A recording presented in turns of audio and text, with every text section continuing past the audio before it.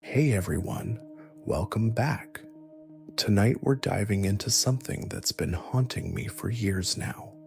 A story I've never told anyone outside my family. Something so deeply personal and unsettling that I've struggled with whether I should even share it at all. This happened in my own family in Shanxi province, China, to someone I grew up with, someone I loved like a brother. And what I witnessed changed everything I thought I knew about life, death, and the traditions that bind us to both. Before we begin, I want you to understand something. This isn't just another ghost story. This is about real people, real grief, and a ritual so ancient, so deeply rooted in Chinese culture that it still happens today in ways most of the world will never see or understand.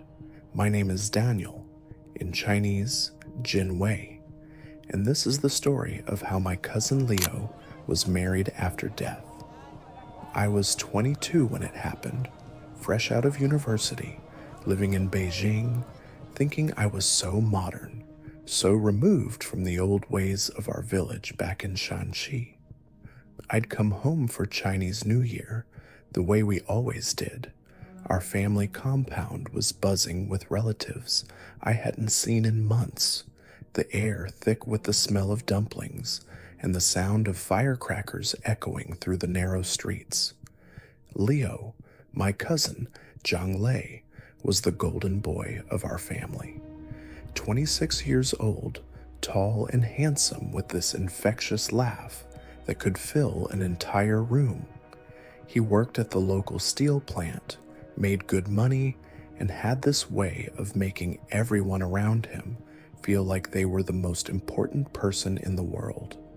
The aunties adored him, the uncles respected him, and me, I looked up to him like he was some kind of hero. He was supposed to get married that spring, had been engaged to this sweet girl from the neighboring village for almost 2 years. They'd already picked out their apartment, started planning the ceremony, even chosen names for their future children. Leo would joke that he was going to have 3 sons and teach them all to play basketball. He had these big dreams, the kind of dreams that make you believe anything is possible. But on the 4th day of New Year, everything changed. It started like any other morning. Leo had gone out early to help Uncle Wang fix his motorcycle, something simple, routine, the kind of favor he was always doing for people. I was still in bed when I heard the screaming, not celebration screaming, not joy. This was different, raw, primal. The kind of sound that cuts through your soul and tells you immediately that something terrible has happened. I threw on my clothes and ran outside. The entire street was in chaos. People running, shouting, pointing toward the main road. My heart was already pounding, but I didn't know why. Not yet. Uncle Wang's motorcycle had skidded on a patch of ice, hit a delivery truck head on. By the time I reached the scene, there was already a crowd gathered, but they weren't looking at the twisted metal or the broken glass scattered across the pavement. They were looking at something else, someone else. Leo was lying there, motionless. His face was peaceful, almost like he was sleeping. But there was blood, so much blood, and the way his body was positioned, bent at angles that weren't natural, I knew immediately that he was gone. I stood there, frozen, watching as the paramedics worked frantically, watching as my Aunt Linda, Leo's mother, collapsed to her knees beside him, wailing in a way that I'd never heard before, a sound so heartbroken, so desperate, that it seemed to come from somewhere deeper than her lungs, from her very soul. The next few hours passed in a blur of hospital corridors, phone calls, and relatives arriving from neighboring villages, But Leo was gone, just like that. In an instant, our golden boy, our future basketball coach, our beloved cousin, was nothing more than a memory. The funeral preparations began immediately. In our village, death isn't something you wait around to process. There are rituals, traditions, specific ways things must be done. The body must be prepared, the altar arranged, the proper ceremonies performed. My Aunt Linda threw herself into these preparations with an intensity that scared me. She barely ate, barely slept, just moved through the motions like she was in some kind of trance. But something else was happening, something I didn't understand at first. 3 days after the funeral, I noticed my aunt having hushed conversations with some of the older women in the village. They would gather in small groups, speaking in low voices, glancing around nervously like they were discussing something forbidden. Whenever I approached, they would quickly change the subject or disperse entirely. My own mother, Grace, seemed increasingly agitated. She would pace around our house, muttering under her breath, occasionally shooting worried glances in the directions of my aunt's home. When I asked her what was wrong, she would just shake her head and say, "Some things are better left alone, Jin Wei. Some things belong to the old ways." But I was curious, young and stupid, and curious in the way that only someone who thinks they know everything can be. I started paying closer attention to these conversations, trying to piece together what was happening. That's when I first heard the name Mei Hua Mei in English. The older women would whisper it like a prayer, or maybe a curse, I couldn't tell which. They would talk about her family, about arrangements being made, about ceremonies that needed to be performed. But whenever I tried to ask directly, they would clam up, their faces closing off like shutters. It was my grandmother who finally told me the truth. She pulled me aside one evening as I was helping her tend to the ancestral altar. Her weathered hands moved slowly as she lit the incense, her eyes distant and thoughtful. "Jin Wei," she said, her voice barely above a whisper. "Your cousin Leo cannot go to the afterlife alone. It's not right, not proper. A young man should have a wife to accompany him, to care for him in the next world." I stared at her, not understanding. "But grandmother, Leo is dead. How can he have a wife?" She looked at me with eyes that held decades of wisdom and tradition. "There are ways, child, old ways. Your Aunt Linda has found a suitable bride for him, a girl named Mei Hua who passed away last year.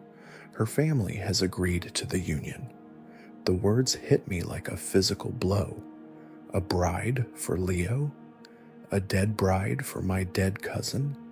It sounded like something from a nightmare, not something that actually happened in real life. "They're going to marry them," my grandmother continued, her voice matter of fact, as if she were discussing the weather. "A proper ceremony, with both families present. It's been done for thousands of years, Jin Wei. It's our way." I felt dizzy, like the ground was shifting beneath my feet. This wasn't the modern China I thought I knew. This was something else entirely, something ancient and powerful and terrifying. That night, I couldn't sleep. I kept thinking about Leo, about this girl Mei Hua I'd never met, about ceremonies and rituals I didn't understand. My mother's fear finally made sense. This wasn't just about grief or tradition. This was about crossing boundaries between the living and the dead, and I was about to witness it all. The next morning, I woke up to the sound of my mother crying.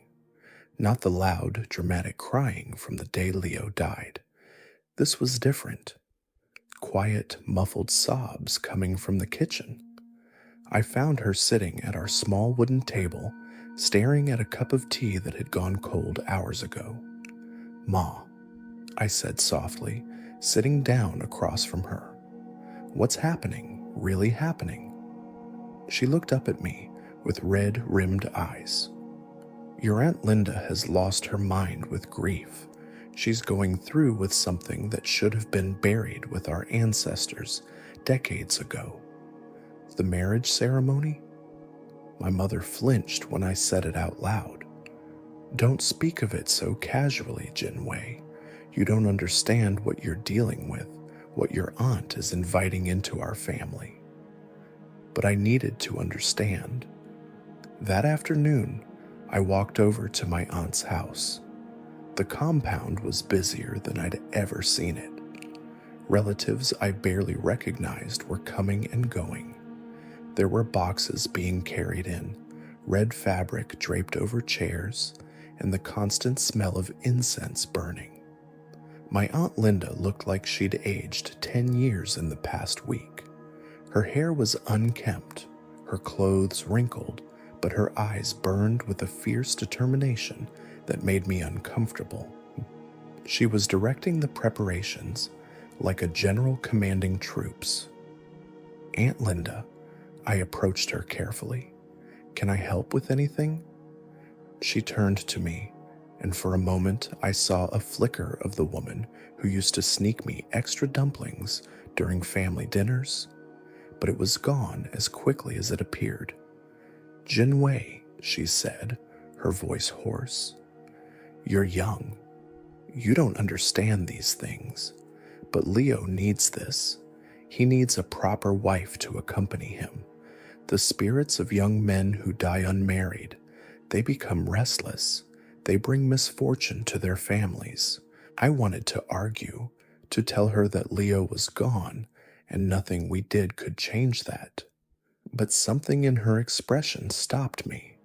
This wasn't just about tradition or superstition.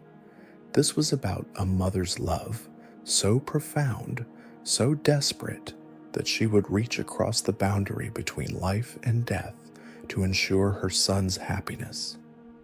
"Tell me about Mei Hua," I said instead. My aunt's face softened slightly. "She was beautiful, 24 years old when she passed, tuberculosis. Her family, the Yangs, they live in the next village over. Good people, honest people. She would have made someone a wonderful wife." The way she spoke about this dead girl, like she was still alive, like she was choosing a daughter-in-law under normal circumstances, sent chills down my spine. But I could see the comfort it brought her. In her mind, Leo wouldn't be alone in whatever came next. Over the next few days, I watched the preparations unfold with a mixture of fascination and horror. The Yang family arrived on Wednesday, bringing with them a photograph of their deceased daughter. Mei Hua had been lovely, with soft features and kind eyes.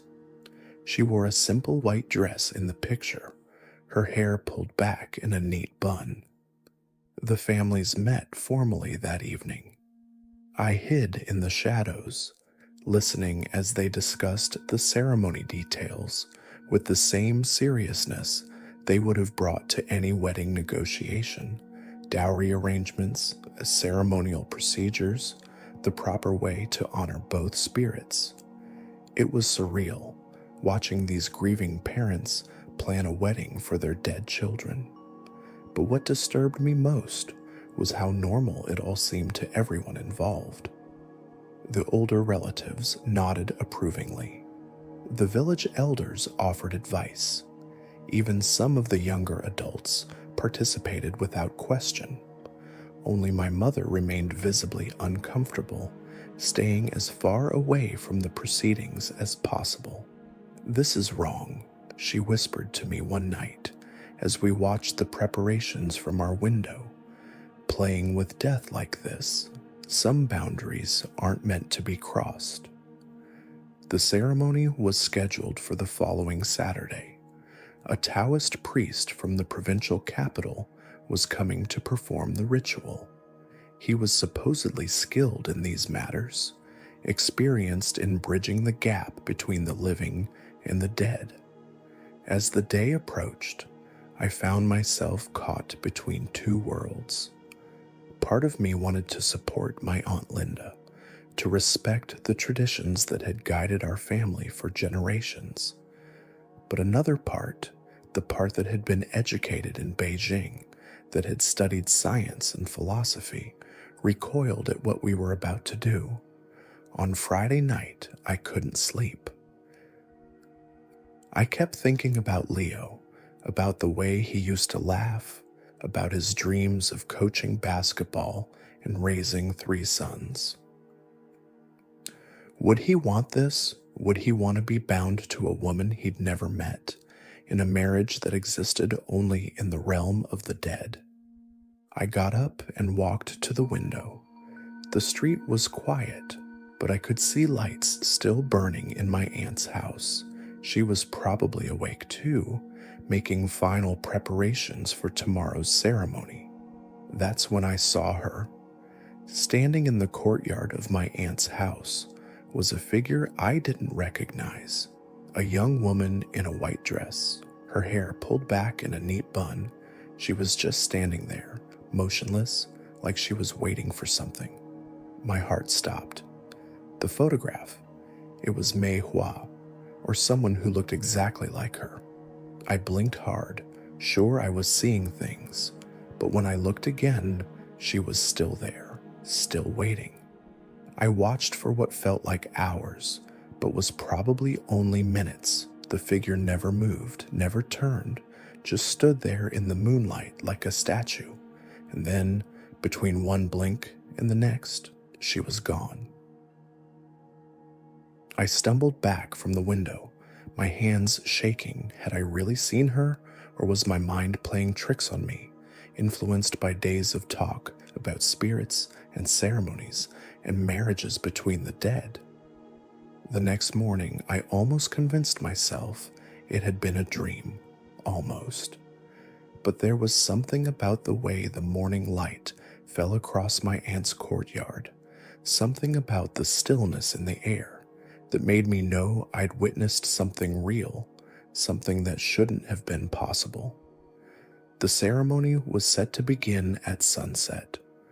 Traditional Chinese weddings are joyous affairs filled with red decorations, loud music, and celebration. But this was different. Everything was white and gold, colors associated with death and mourning. The atmosphere was heavy, solemn, like we were preparing for a funeral rather than a wedding. 2 altars had been set up in the main hall of my aunt's house, one for Leo, complete with his photograph, his favorite foods, and personal belongings.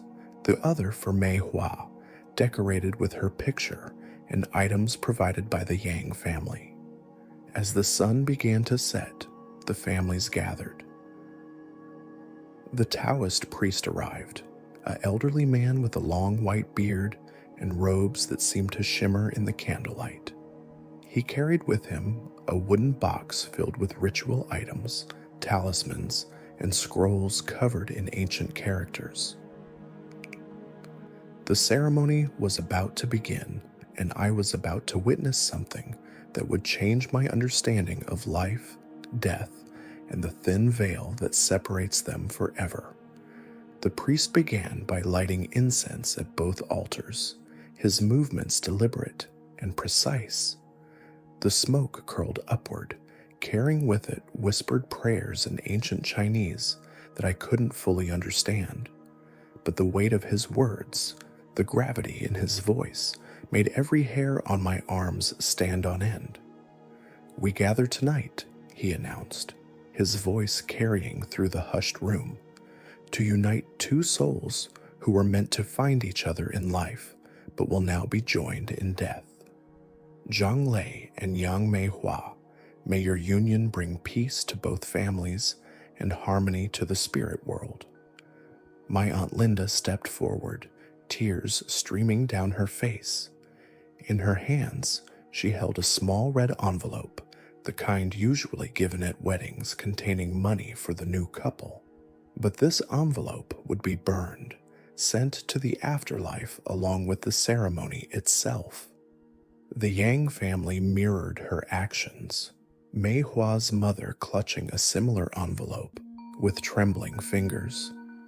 The grief in that room was suffocating. Two mothers, united in their desperate love for children they could never hold again. As the priest continued his chanting, something began to shift in the atmosphere. The temperature seemed to drop, and the candle flames flickered despite the absence of any wind. I felt my mother's hand grab mine, her fingers ice cold and shaking. "Jin Wei," she whispered, barely audible. "Do you feel that?" I did feel it. A presence, heavy and watchful, like invisible eyes studying every person in the room. The priest's chanting grew louder, more urgent, and I noticed sweat beading on his forehead despite the cool air. Then I saw them, not clearly, not like in the movies, but shadows where there should have been light. Movements in my peripheral vision that vanished when I turned to look directly. The photographs on both altars seemed to shimmer, as if the faces were moving slightly, trying to speak. My Aunt Linda suddenly gasped, pointing at Leo's altar. "He's here," she said, her voice filled with wonder and terror. "My son is here." The priest nodded solemnly, continuing his ritual. He produced two small dolls from his wooden box, carved from what looked like jade, and placed them side by side between the altars. Those represented Leo and Mei Hua, physical vessels for their spirits during the ceremony. "Zhang Lei," the priest called out, his voice echoing strangely in the confined space. "Young Mei Hua, come forward and accept this union blessed by heaven and earth." The candles flared brighter, and I swear I heard something. Not words exactly, but a sound like distant voices agreeing, accepting, surrendering to whatever was happening. The families began placing offerings on the altars: rice wine, fruits, sweets, all the foods that Leo and Mei Hua had enjoyed in life. But as they set each item down, I noticed something impossible. The food seemed to diminish slightly, as if invisible mouths were tasting, invisible hands were touching. My mother squeezed my hand so hard it hurt. "We shouldn't be here," she whispered. "This is wrong, Jin Wei. This is playing with forces we don't understand." But I couldn't look away. The ceremony was reaching its climax, and the priest began binding the two jade dolls together with red thread, the same thread used in traditional Chinese weddings to symbolize the unbreakable bond between husband and wife. As he tied the final knot, the room fell completely silent. Even the sound of breathing seemed muffled, as if we were all holding our breath together. And then, in that silence, I heard it clearly. Laughter. Not the desperate, hysterical laughter of grief, but genuine joy. The sound of two young people finding each other, finally complete. It lasted only a moment, but everyone in the room heard it. I saw recognition dawn on the faces around me, a mixture of relief and absolute terror. The priest bowed deeply to both altars. "It is done," he said. "Zhang Lei and young Mei Hua are now husband and wife in the realm of the ancestors. May they find happiness together in the next world." My Aunt Linda collapsed to her knees, sobbing with what I realized was relief. For the first time since Leo's death, she looked at peace. The young family embraced her, and in that moment, they were no longer strangers brought together by tragedy. They were family, bound by this impossible ceremony. As the ritual concluded and people began to disperse, I stayed behind, staring at the two altars. The photographs seemed different now, more serene somehow, and the jade dolls, still bound together with red thread, radiated a warmth that hadn't been there before. Jin Wei, my Aunt Linda, approached me, her eyes clear for the first time in weeks. "Thank you for being here, for witnessing this. Leo is no longer alone." I wanted to ask her how she knew, how she could be so certain, but looking at her face, seeing the peace that had replaced her desperate grief, I realized that some things don't need scientific explanation. Some things just need to be felt, accepted, trusted. That night, I dreamed of Leo and Mei Hua walking together through a garden I'd never seen, their hands intertwined, their faces glowing with contentment. When I woke, I found myself crying, but not from sadness, from a kind of joy I couldn't fully understand. The ceremony changed our family forever. My Aunt Linda began to heal, slowly but surely. She would still visit Leo's altar every day, but now she would also speak to Mei Hua, welcoming her as the daughter-in-law she'd never had the chance to know in life. And sometimes, late at night, I would catch glimpses of them. Two figures walking through the village streets, always together, always at peace. Whether they were real or just the product of my imagination, I'll never know. But I know that love, real love, doesn't end with death. It transcends it, transforms it, makes it into something beautiful and eternal. This is the story of how my cousin Leo was married after death. A story of grief transformed into acceptance, of ancient traditions bridging the gap between worlds, of love that refuses to be conquered by mortality. Whether you believe it or not, that's up to you, but I was there. I witnessed it. And I know that somewhere, in whatever realm exists beyond this one, Leo and Mei Hua are together, finally and forever. Some bonds are stronger than death itself.